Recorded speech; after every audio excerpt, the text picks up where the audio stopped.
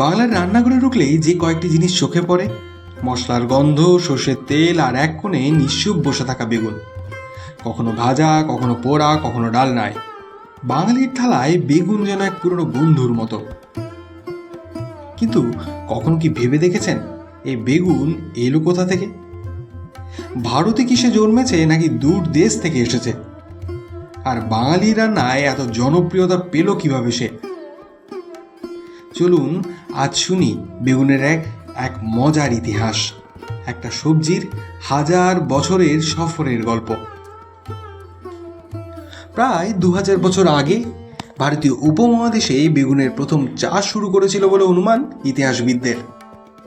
অনেক গবেষকের মতে ভারত, মায়ানমার আর দক্ষিণ পূর্ব এশিয়ার অঞ্চলই ছিল বেগুনের প্রাচীন জন্মভূমি। সংস্কৃত ভাষায় বেগুনের নাম ছিল বৃন্তাক বা বৃন্তাকি। আয়ুর্বেদের বহু প্রাচীন গ্রন্থেও এই সবজির উল্লেখ পাওয়া যায়। সেখানে বলা হয়েছে বেগুন হজমে সাহায্য করে, শরীর গরম রাখে, আর অনেক সময় পথ্য হিসেবেও ব্যবহার করা হতো। সময়ের সঙ্গে সঙ্গে ভারতীয় ব্যবসায়ীরা যখন সিল্ক রুট ধরে দূর দেশে পাড়ি জমালেন, তখন মশলা, তুলো, নীলের সঙ্গে সঙ্গে বিদেশে পৌঁছে গেল এই বেগুনও। প্রথমে পারস্য, তারপর আরব দেশে, সেখান থেকে মধ্যযুগে ইউরোপে পৌঁছলো বেগুন। ইউরোপে কিন্তু শুরুতে বেগুনকে একটু সন্দেহের চোখেই দেখা হতো। অনেকে ভাবতেন এই বেগুন খেলে নাকি পাগল হয়ে যাওয়া যায়।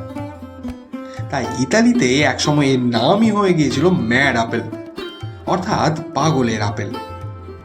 কিন্তু ভারতে, এখানে বেগুন ছিল একেবারেই ঘরের ছেলে। বিশেষ করে বাংলায় গঙ্গা ব্রহ্মপুত্র অববাহিকার উর্বর মাটি আর আর্দ্র আবহাওয়া বেগুন চাষের জন্য একেবারেই আদর্শ।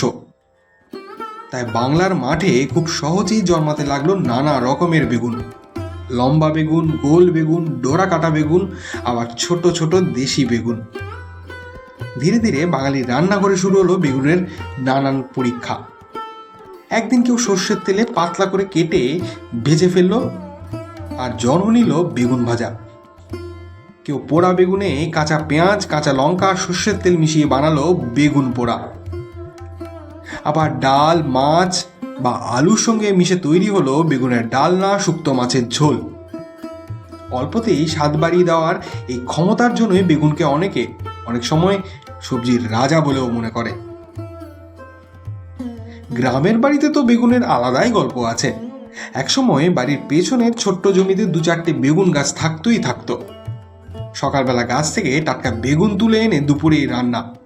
এই ছিল বাঙালির চিরচেনা ছবি।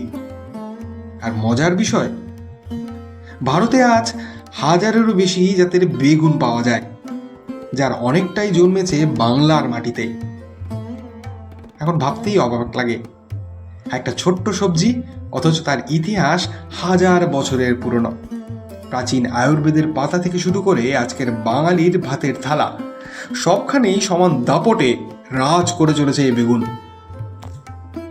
কিন্তু শেষে একটা প্রশ্ন থেকে যায়, যদি বেগুন না থাকতো, তাহলে কি বাঙালির দুপুরের ভাত এতটা জমতো? সম্ভবত না। বেগুন ভাজা আর ভাত, উফ, বাঙালির এটাই তো আনন্দ।